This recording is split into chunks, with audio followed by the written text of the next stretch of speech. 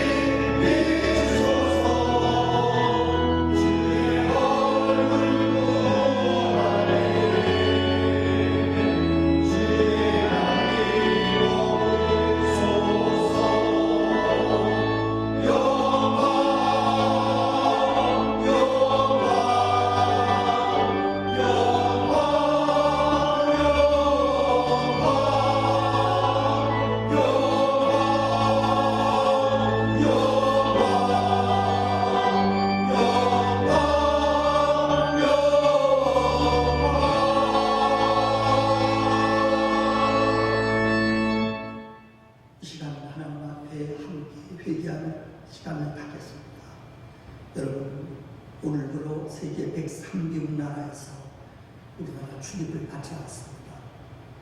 정말 우리가 마음대로 오고 간다는 것이 얼마나 축복된 것인지, 정말 우리의 발걸음이 어떻게 보면 제한되고 위축되어 있습니다. 하나님 이것을 속히 풀어주시옵소서. 여러분, 마스크를 쓰지 않으면 다닐 수 없을 정도가 됐습니다. 우리는 얼마나 그동안 함부로 말을 하고 내 생각대로 말을 했습니다.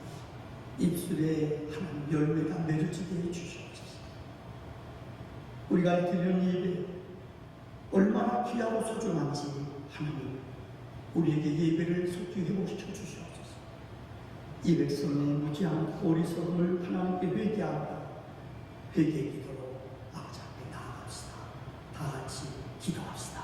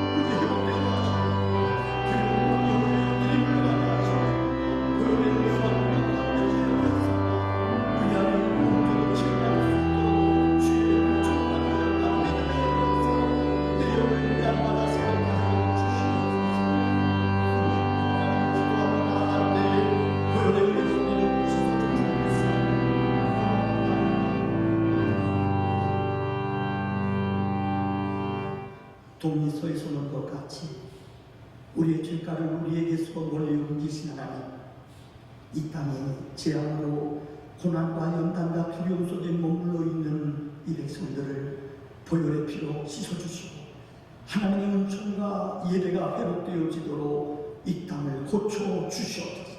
성령의 은혜로 힘으로 능으로 감당할 수 없사오니 주의 능력과 은총의 역사가 우리 가운데 넘쳐나도록 아버지 역사에 주시옵소서. 예수님의 이름으로 기도하옵나이다. 아멘. 이 시간 기도할 때에 홍종우 장로님께서 대표로 기도 인도해 주시겠습니다.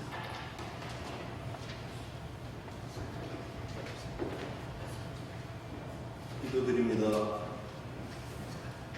역사의 주인이시며 우리의 삶의 주관자이신 하나님 아버지, 오늘도 함께하여 주심을 감사드립니다. 한 주간 동안도 풍부한 많은 세상에서 저희들을 보호하셔서 주님과 더불어 주님의 손길 안에서 살아가게 하시는 은혜에 감사드립니다. 사랑의 하나님, 이 나라 이 민족을 불쌍히 여겨 주시옵소서. 코로나로 인하여 많은 이들이 어려움에 처해 있는 이 민족을 하루속히 병마로부터 자유롭게 하시고 경제사회 모든 영역이 회복되어 이 나라가 안정된 사회와 하나님의 뜻에 바르게 세워지는 아름다운 세상 이룰 수 있도록 도와주시옵소서. 긍휼을 베푸시는 하나님, 우리 부평소망교회가 그리스도의 형상을 닮아가는 교회 되기 원합니다. 모든 성도들이 그리스도 안에서 풍성한 삶을 누리며 성령의 열매를 맺을 수 있도록 인도하여 주시고 주님의 거룩한 뜻이 하늘에서 이룬 것 같이 우리 교회를 통해 풍성하게 이루어지게 하여 주시옵소서. 사랑의 하나님, 지금 이 시간 주님의 전에 오지 못하고 영상을 통해 예배하는 모든 성도들의 안위를 지켜주시고 각자의 삶 속에서 하나님의 은혜로 평안의 삶을 살아가게 하시고 어떤 환경에서도 넉넉히 이겨내는 신앙적인 모습으로 새롭게 거듭나게 하시어 영적으로 거듭나게 하여 주시옵소서.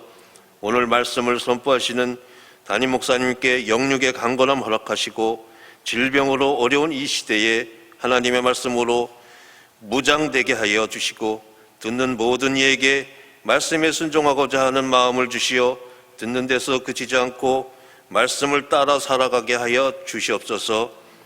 우리의 구원자이시며 위로자이시고 사랑에 많으신 예수님의 이름으로 기도드립니다. 아멘.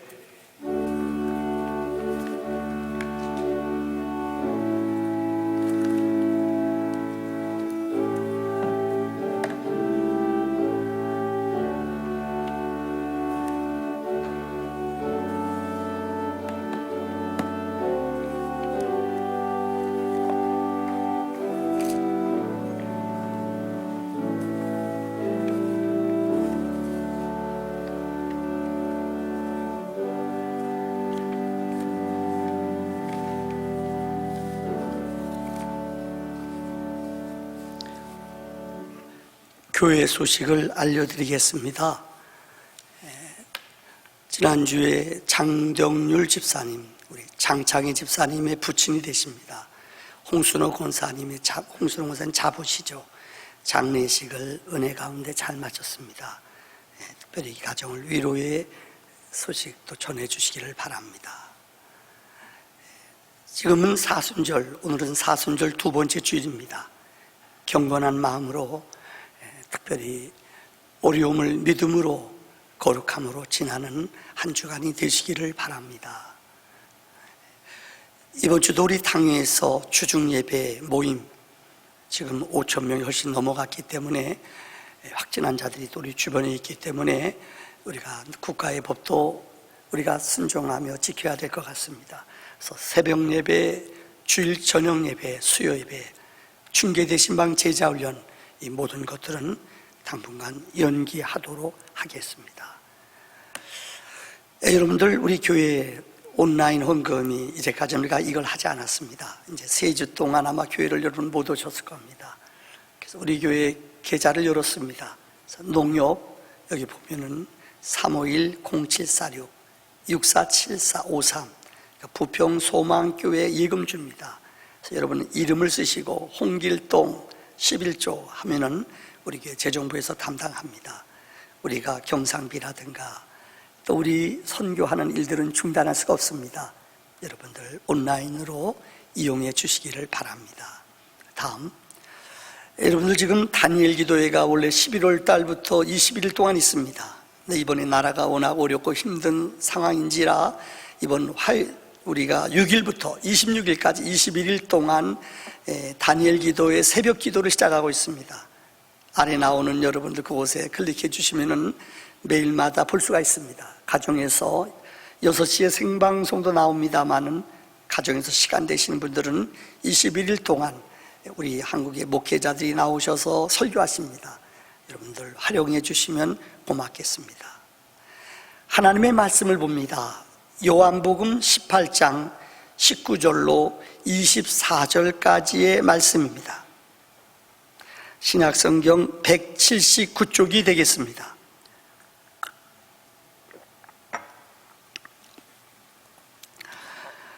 대제사장이 예수에게 그의 제자들과 그의 교훈에 대하여 물으니 예수께서 대답하시되 내가 드러내놓고 세상에 말하였노라. 모든 유대인들이 모이는 회당과 성전에서 항상 가르쳤고 은밀하게는 아무것도 말하지 아니하였거늘 어찌하여 내게 묻느냐. 내가 무슨 말을 하였는지 들을 자들에게 물어보라. 그들이 내가 하던 말을 아느니라. 이 말씀을 하심에 곁에 섰던 아랫사람 하나가 손으로 예수를 쳐 이르되 내가 대제사장에게 이같이 대답하느냐 하니 예수께서 대답하시되 내가 말을 잘못하였으면 그 잘못한 것을 증언하라. 바른 말을 하였으면 내가 어찌하여 나를 치느냐 하시더라. 안나스가 예수를 결박한 그대로 대제사장 가야바에게 보내니라. 아멘. 프랑스 작가 베르땅 바생이라는 사람이 쓴 단편 소설이 있습니다. 오늘 저는 설교 서론에 이분이 쓴 우리의 삶의 날들이라는 소설을 소개함으로 말씀을 증거하려고 합니다. 프랑스의 작은 마을 보그라라는 마을에 남매가 있었습니다. 이 남매 우그린과 소랑케는 태어날 때부터 그 아버지가 누구인지 모르고 태어난 사생아 같은 사람들이었습니다. 더군다나 엄마는 알코올 중독자로 이들을 전혀 돌보지 못하는 가정의 자녀로 이들이 태어났습니다. 순진하고 착한 이 남매들, 동생은 그런데 곱추였습니다. 우구리나라는 어린 소녀는 꼽추로 친구들한테 멸시와 학대를 받으며 어린 시절부터 자라났습니다. 정말 어떻게 보면 소녀 가장으로 이 집안 살림살이를 책임진 사람이 누나 소랑키였습니다. 정말 열심히 일하고 학교도 다니지 아니하며 동생을 먹여 살리며 가정을 이끌어 나갔습니다. 그런데 어느 날 이 소랑키는 도둑으로 몰리게 되어 본의 아니게 감옥소에 가게 되었습니다. 친구들은 이 곱추인 우구린을 멸시하고 조롱했습니다. 이제는 어느 것도 소랑케가 감옥에서 나온 후에 어느 것도 취직도 되지 아니하고 먹고 살 일이 망망했습니다. 도대체 이 형제들을 돌보는, 남매를 돌볼 사람이 아무도 없었습니다. 이 누인 소랑케는 생각다 못해 정말 최악의 상황, 몸을 파는 창녀 일을 하며 집안을 먹여 살렸습니다. 그런데 이 소문이 동생 우그린의 귀에 들렸습니다. 친구들이 약 올립니다. 야, 너희 누나는 이제 창녀다. 이 말을 들은 우그린은 충격을 받습니다. 그리고 강에 나가 몸을 던져 자살해버리고 맙니다. 얼마 후에 집에 돌아온 누나 소랑케는 자기 동생이 죽었다는 이야기를 듣고 그 역시 총으로 자살해버리고 맙니다. 여러분, 그 마을에 정말 이들은 열심히 성당을 다녔습니다. 그곳에 주임 신부는 이 장례식장에 와서 이렇게 말했습니다. 이들은 자살한 것이 아니라 무자비한 인간들에 의해 살해를 당한 것이다 라고 말했습니다. 그리고 장례 미사 때 이 신부님은 이렇게 울면서 강론을 했다고 합니다. 만약에 주님이 우리에게 찾아와서 이런 질문을 던진다면 내 양떼들이 어디 있느냐? 그러면 저는 나는 모르겠습니다라고 대답할 것입니다. 또 주님이 나에게 물어보십니다. 내 양떼들이 어디 있느냐? 나는 진짜 모릅니다. 주님이 또 물어보십니다. 내 양떼들이 어디 있느냐? 나는 진짜 양떼를 모릅니다. 또 질문한다면 그는 이렇게 대답한다고 말했습니다. 주님이시여, 저들은 양떼가 아니었습니다. 저들은 이리떼들이었습니다. 이렇게 설교를, 이 강론을 눈물로 마쳤다고 합니다. 왜 제가 서론을 이야기를 드리며 말씀을 드린 줄 아십니까? 우리가 지금 요한복음을 계속 강의하고 있습니다. 오늘 본문에 보면은 우리가 잘 아는 제사장 가야바와 안나스라는 제사장의 이름이 나와 있습니다. 그런데 정말 이들은 백성들을 위한 제사장이 아니라 자기의 탐욕을 위해 살아가는 육신의 소욕의 제사장인 것을 본문을 통해 알 수 있습니다. 자, 첫째, 나는 양떼인가 이리떼인가 여러분에게 질문을 던져봅니다. 앞서 말씀드린 것처럼 신부가 정말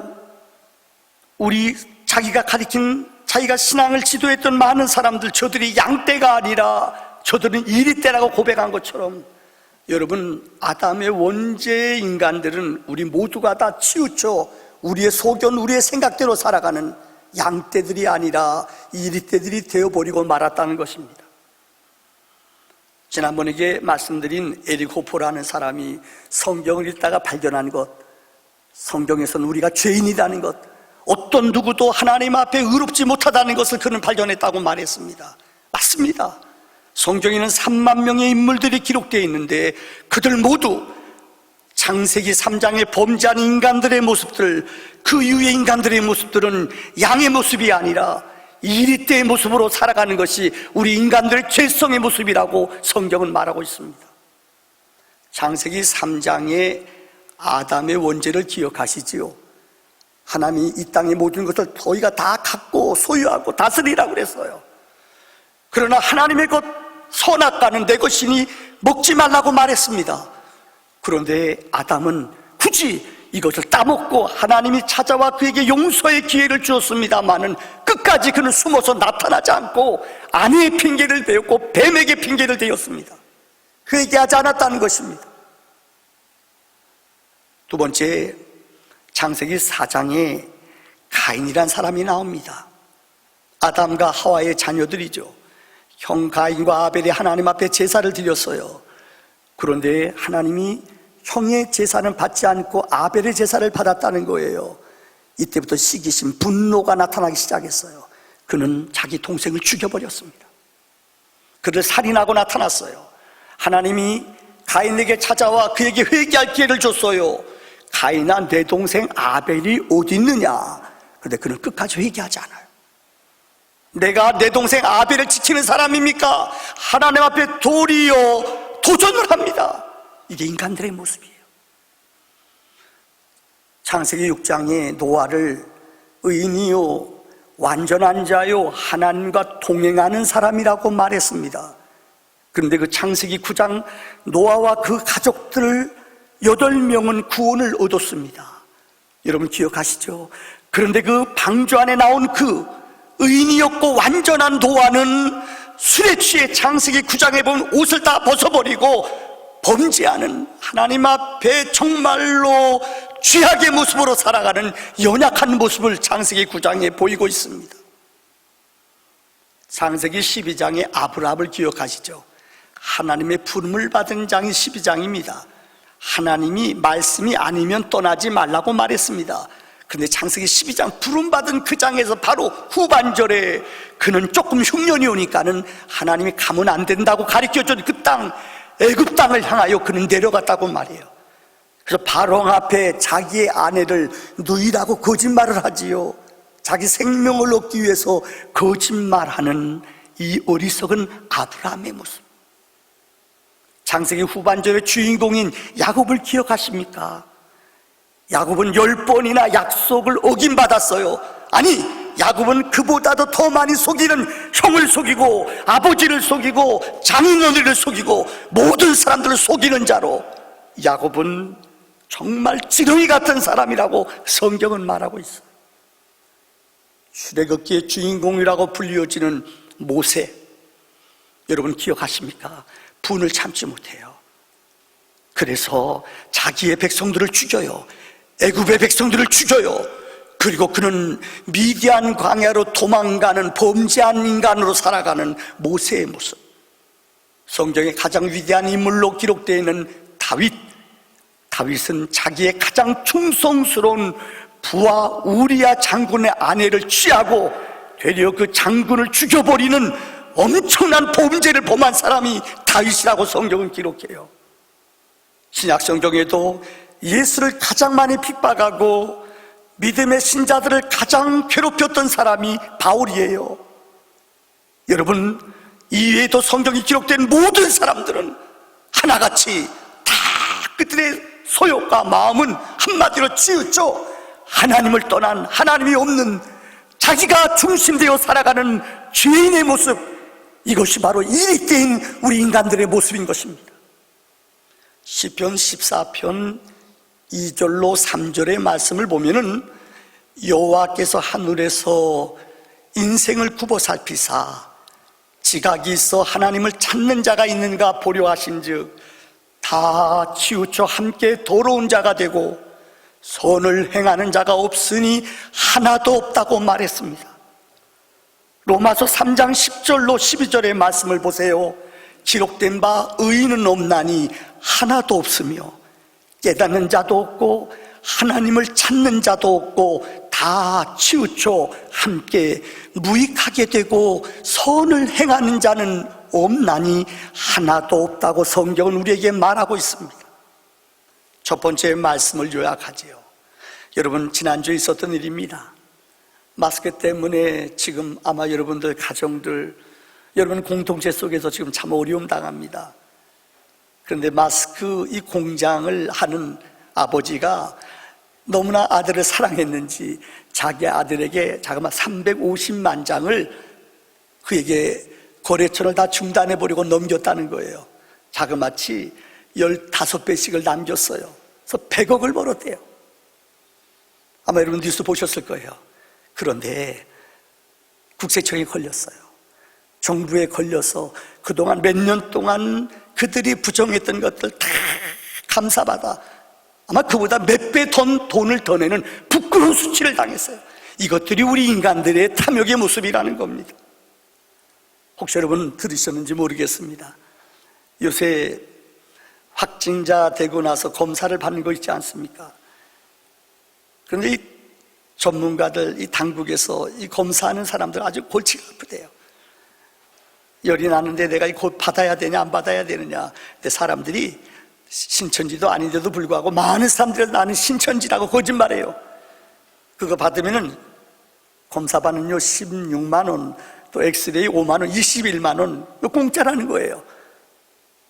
그래서 그것 때문에 신천지라고 거짓말하면서 새치기 해가면서 내 이득과 우리 가정의 이득만을 생각하는 사람들, 이게 바로 이리때의 모습이 아니고 무엇이겠습니까? 두 번째, 오늘 본문으로 돌아옵니다. 우리는 안나스의 포악성을 살펴보게 됩니다. 교회 역사를 살펴보면은 빌라도 총독의 전임자가 그라투스라는 총독이었습니다. 쉽게 말하자면은 그라투스라는 총독 그때의 대제사장은 안나스였습니다.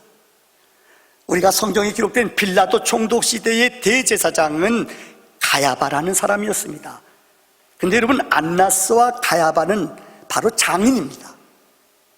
성경에 보면은 마태, 마가, 누가, 요한복음 이 네 복음서 가운데 공관복음 이 세 복음서에서는 이 제사장을 특별히 가야바로만 기록하고 있습니다. 무슨 말입니까? 이 빌라도 총독 때에 있었던 그 가야바라는 사람이 예수를 잡아왔는데 예수의 제목을 잘 찾지 못했다는 거예요. 보세요. 마태복음 26장 57절의 말씀에 보면은 예수를 잡은 자들이 그를 끌고 대제사장 가야바에게로 가니 거기 서기관과 장로들이 모여 있더라. 제가 본문을 다 읽지 않았습니다마는 가야바는 예수에 대해서 그렇게 악한 감정을 갖지 않았다는 것입니다. 마가복음 14장 53절에 보면은 그들이 예수를 끌고 대제사장에게로 가니 대제사장들과 장로들과 서기관들이 다 모이더라. 이 압두전후를 보면은 여기 대제사장은 가야바입니다. 가야바는 예수에 대해서 그렇게 악감정이 없었다고 성경은 기록하고 있습니다. 누가복음 22장 54절의 말씀을 보세요. 예수를 잡아 끌고 대제사장의 집으로 들어갈새 베드로가 멀찍이 따라가니라. 무슨 말인고 하면은 마태, 마가, 누가 65년에 기록된 이 모든 제자들은 가야바를 제사장으로 이야기했는데 그 대제사장 가야바는 예수를 죽이려는 그런 생각까지는 갖지 않았다는 것입니다. 두 번째, 빌라도를 살펴보세요. 요한복음 18장 29절에 보면은 그러므로 빌라도가 밖으로 나가서 그들에게 말하되 너희가 무슨 일로 이 사람을 고발하느냐. 즉 예수의 제목을 제대로 찾지 못하다는 거예요. 요한복음 18장 38절에 빌라도가 그 군중들에게 물어봅니다. 진리가 무엇이냐 하더라. 이 말을 하고 다시 유대인들에게 나가서 이르되 나는 그에게서 즉 예수에게서 아무 죄도 찾지 못하였노라고 빌라도는 예수의 죄 없음을 고백했다는 것입니다. 요한복음 19장 4절에 빌라도가 다시 밖에 나가 말하되 보라 이 사람을 데리고 너희에게 나오나니 이는 내가 그에게서 아무 죄도 찾지 못한 것을 너희로 알게 하려 함이로라 하더라. 여러분 지금 읽어드린 이 세 구절뿐만 아니라 빌라도의 고백서라는 성경에 기록되지 않은 이야기예요. 그는 예수의 제목을 찾지 못했다는 거예요. 예수를 사형언도를 내리는 사람은 로마의 총독입니다. 근데 로마의 총독인 빌라도는 가야바와 똑같이 예수를 죽일 만한 죄목이 있지 않다는 것을 그는 알았다는 것입니다. 근데 문제는 바로 이 안나스라는 사람입니다. 앞서 말씀드렸죠. 안나스는 이따서 설명하겠습니다. 바로 이 가야바 전 전임 대제사장이었습니다. 대제사장은 사내들이 공의회 71명의 사내들이 공의원 가운데 최고의 사회자요 실력자가 대제사장입니다. 그는 지금은 가야바가 현 대제사장이에요. 우리말로 말해 그는 전관이에요. 이전의 사람이에요. 근데 그는 좌지우지 자기 마음대로 예수를 악랄하게 죽이려고 마음에 작정을 하고 예수를 죽이려고 그는 사전 모의하며 꾸몄던 것을 오늘 본문에서 찾아볼 수 있습니다. 오늘 18장 13절의 말씀 보세요. 원래는 당시 제사장이었던 이 가야바에게 가야 돼요. 그런데 18장 13절의 말씀에 보면은 먼저 전관이었던 안나스가 실세였다는 거예요. 안나스에게로 먼저 끌고 갔다는 거예요. 안나스는 그의 대제사장인 가야바의 장인이라는 거예요. 여러분 섭정이라는 거 아시죠? 그는 이전에 전관이에요. 이전에 대제사장이에요. 근데 자기가 좌지우지하며 힘을 능력을 이따 또 말씀드리겠습니다. 안나스는 악한 사람이에요. 가야바도 빌라도도 그를 죽일 의도가 없었어요. 그런데 안나스는 어떻게 하든지 예수의 제목을 잡아 그를 죽이려고 했다는 것입니다. 특별히 요한복음 18장 22절로 24절에 보세요. 얼마나 예수를 함부로 여기며 그를 우습게 여겼는지. 이 말씀을 하심에 곁에 섰던 아랫사람 하나가 손으로 예수를 쳐서 이르되 내가 대제사장에게 이같이 대답하느냐 하니 이 대제사장은 안나스를 말합니다. 예수께서 대답하시되 내가 말을 잘못하였으면 그 잘못한 것을 증언하라. 바른 말을 하였으면 내가 어찌하여 나를 치느냐 하시더라. 안나스가 예수를 결박한 그대로 대제사장 가야바에게로 보내니라. 보세요, 안나스는 그 종들이 예수를 때리는 거예요. 예수를 끌고 가는 거예요. 포박해서 결박하여 그를 대제사장 자기 사위인 가야바에게 보냈다는 거예요. 우리는 이 본문의 말씀을 통해 그 가야바에게 무언의 압력을 주는 거예요. 그를 때리고 그를 치고 묻고 그를 끌어갔다는 것은 쉽게 말하면 그를 죽이라는 이야기입니다. 여러분, 얼마나 악하고 폐역하고 미련한 사람인가요? 바로 이것이 죄악된 안나스의 마음입니다. 저는 설교를 준비하면서 이전에 어느 목사님이 쓴 교회갱신 컬럼에 쓴 목사란 누구인가 라는 컬럼에 나오는 글을 여러분에게 소개하려고 합니다. 두 파트로 나눠져 있어요. 이번에 목회를 하면서 이해가 될 것 같아요. 교인들은 목사 자신보다도 교인들이 목사가 슈퍼맨이 되기를 강요한대요. 그래서 시골에 목회하는 목사님들 얘기 들어보면은 어느 때는 소가 병들면 목사님이 와서 소기도 해달라고 그래요. 아픈 사람 있으면 목사님은 당연히 치료해서 병을 고쳐주는 줄 알아요. 의사보다 더 탁월한 것이 목사인 줄 알아요. 어떤 사람은 귀신 들린 사람이 있어요. 어떤 사람은 질병 때문에 어려움 당하는 사람이 있어요. 심지어 어느 곳에서는 농사가 안 되면은 이 농사 짓는 비결을 유기농법까지도 목사한테 가르쳐 달라고 그래요. 성도들은 점점 목사가 슈퍼맨이 되기를 원한다는 이야기입니다. 그래서 이 목사님이 후반절에 이렇게 자기 솔직한 이야기를 썼어요. 자기 가정에서 있었던 일을 썼습니다. 여러분 한번 들어보실래요? 몇 년 전 포항에서 해병대 초소가 무너져 해병대원 3명이 죽었다는 뉴스가 나왔습니다. 아내가 볼까 봐서 TV를 끄고 목양실로 내려와 인터넷으로 들어가 확인했더니 추상병과 대학교를 휴학하고 금년 4월에 입대한 이모, 이병 등 3명이 죽었다는 기사가 보였습니다. 순간 4월에 입대하여 포항에서 해병으로 복무하는 아들의 모습이 떠올라 눈앞이 깜깜해졌습니다. 주님의 이름을 부르면서 해병대 민원실을 통해 본부로 연락했습니다. 그곳에는 이미 부모들이 다 와 있었습니다. 제 아들과 함께 훈련받고 같은 소대에 근무하는 친구들로서 저녁 시간에 경계 근무를 담당할 군인들이었습니다.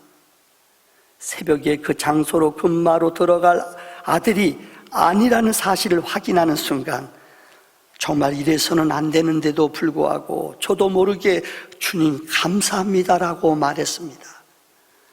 아들을 잃어버린 부모들이 울부짖고 있을 텐데 제 아들이 죽지 않았다고 저는 주님 감사합니다 이렇게 말하면서 감사해서 울고 부끄러워서 울었습니다. 나중에야 분위기를 파악한 아내가 눈물을 닦아주면서 위로해 주었지만 뛰는 심장을 진정하기도 어려웠고 또한 모든 사람에게 공평하지 못하고 이기적인 목사의 연약함 때문에 부끄러워서 울었습니다. 목사도 이럴 수밖에 없는 연약한 인간입니다. 교회가 잘되고 커졌다고 자만심을 가질 필요도 없고 규모가 작고 목회가 안 된다고 의기소침할 필요도 없습니다. 마치 포도원의 마지막에 차용된 일꾼처럼 삭도 묻지 않고 동역자들과 함께 충성스럽게 일하면 성령께서 친히 주님의 몸된 교회를 세워 가실 것입니다. 오늘도 영혼을 끌어안고 기도하는 이 땅의 모든 목사를 위해 기도해 주십시오. 저는 이 글을 읽으면서 정말 목사인 나도 내 연약함을 하나님 앞에 내어놓을 수밖에 없는 허물과 부족이 있는 사람이라는 것을 깨달았다는 것입니다. 이제 마지막 3번째 결론의 말씀을 드리려고 합니다. 여러분, 요한은 안나스의 음모를 그대로 고발하고 있습니다. 한번 여러분들 참 재미있는 것이 안나스는 59번째 대제사장이었다고 역사가들은 기록합니다. 그런데 그에게는 5명의 아들이 있었어요. 더 놀라운 것은 여기 기록된 가야바는 그의 사위예요. 그런데 얼마나 이분이 힘이, 거의 60년 동안 자기 아들 5명과 자기 사위를 대대로 물려가면서, 요즘 말로만 세습해가면서 이 대제사장직을 이었던 사람이 누구냐? 바로 안나스라는 것입니다. 보세요. 61대는 첫째 아들 엘르아살이 1년 동안 대제사장을 했습니다.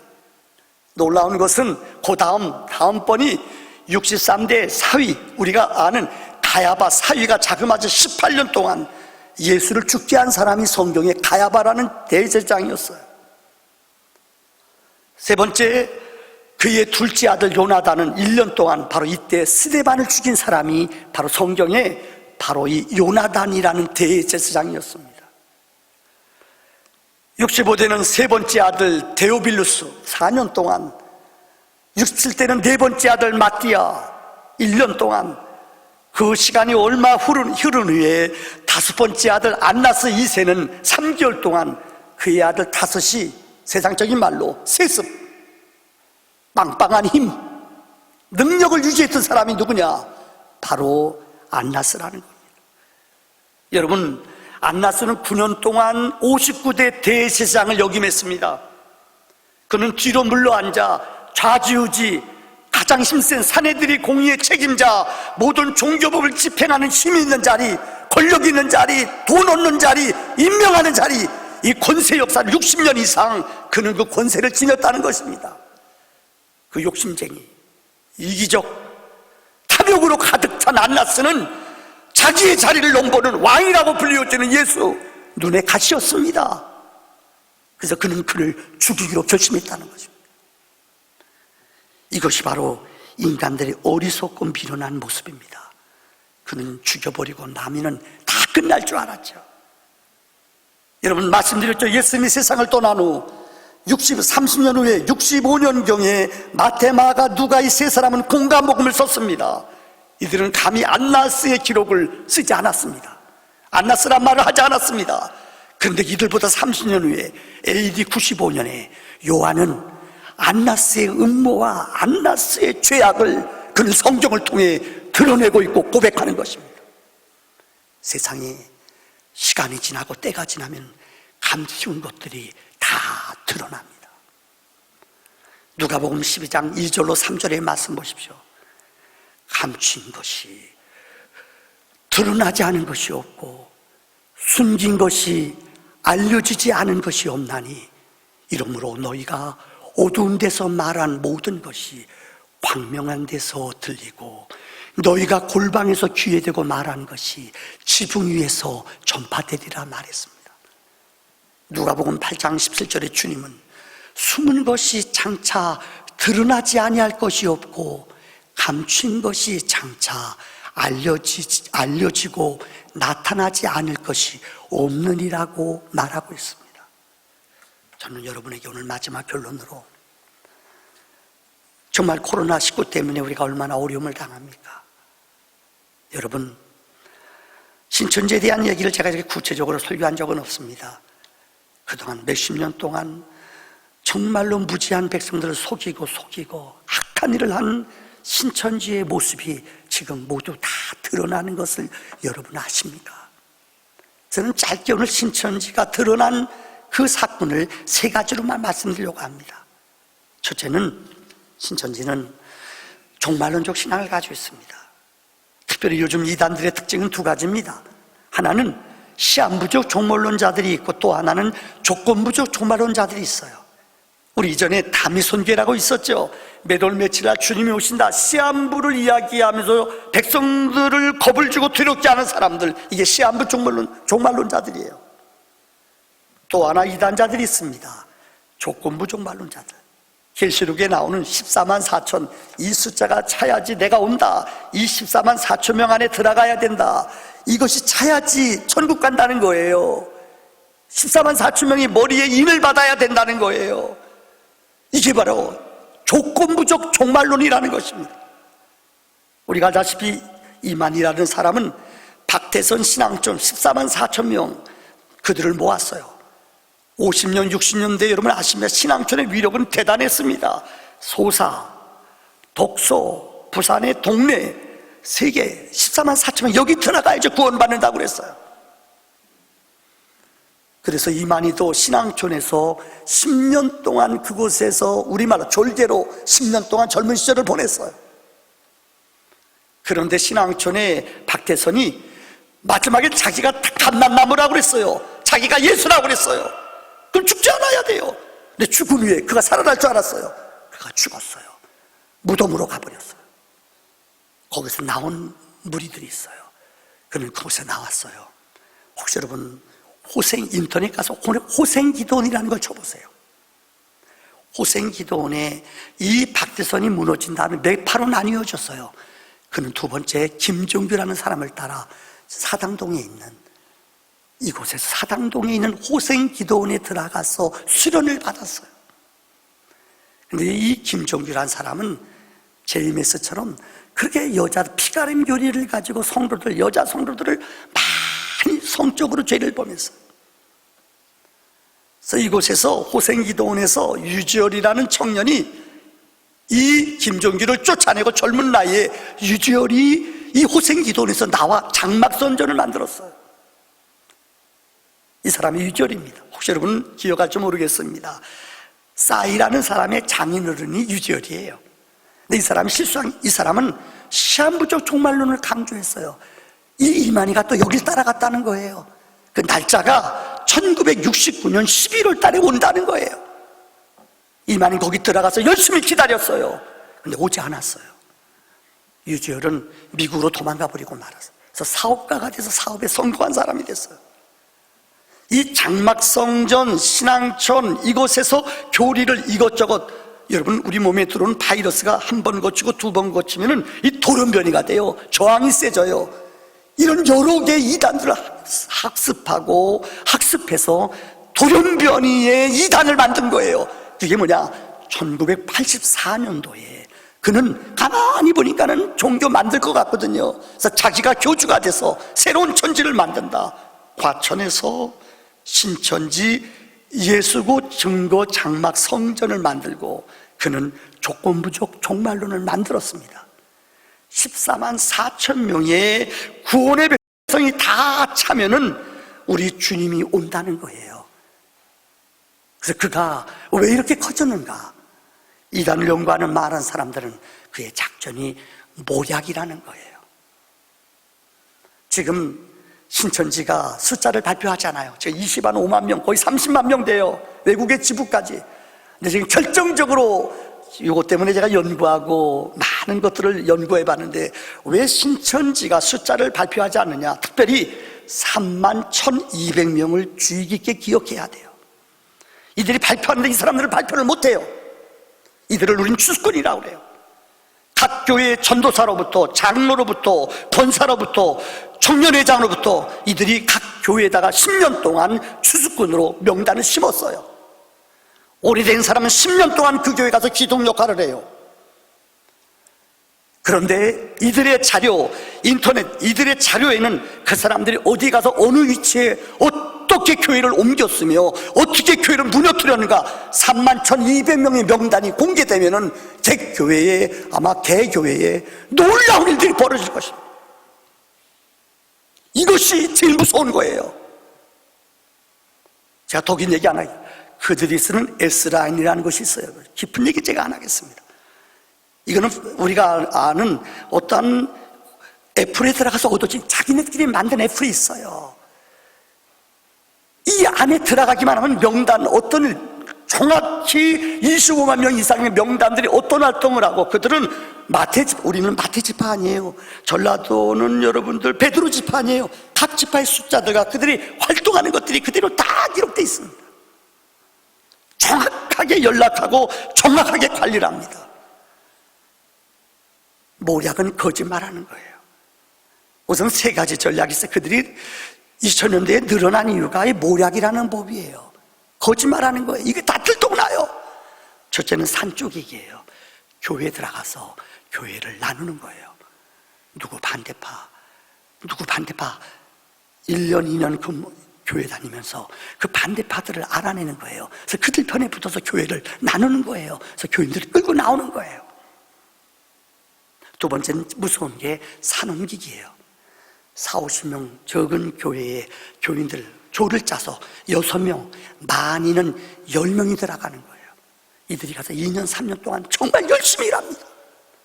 인정받아요. 재정부도 맡고요, 주일학교 부장도 맡고요, 청년회장도 맡고요.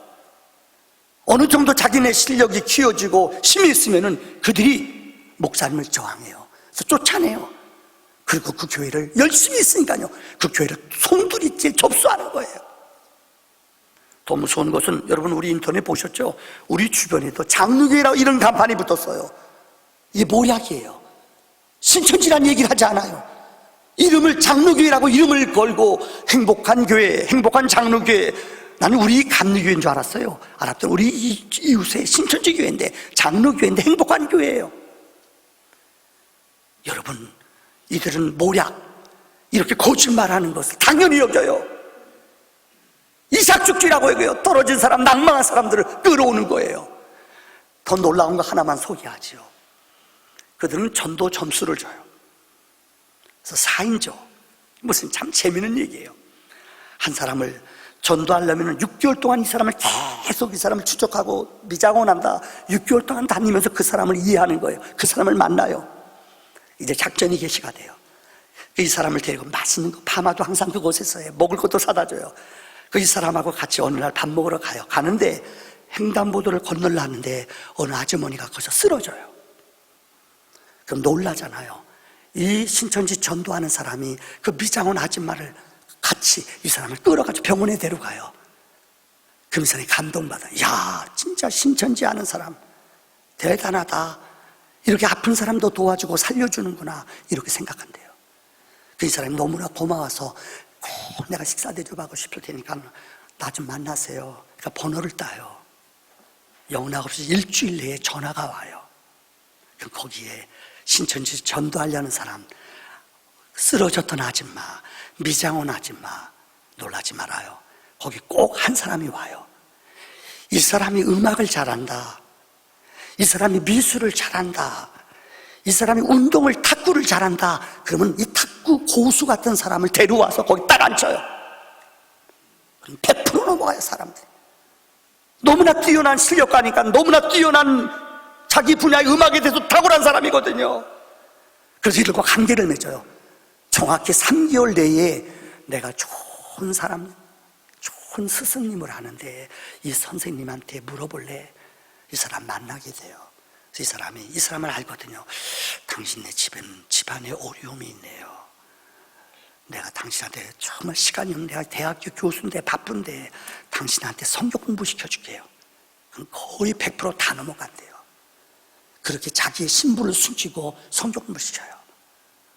그리고 복음방에서 6개월 훈련시킨 후에 그들을 데리고 교회로 가는 거예요.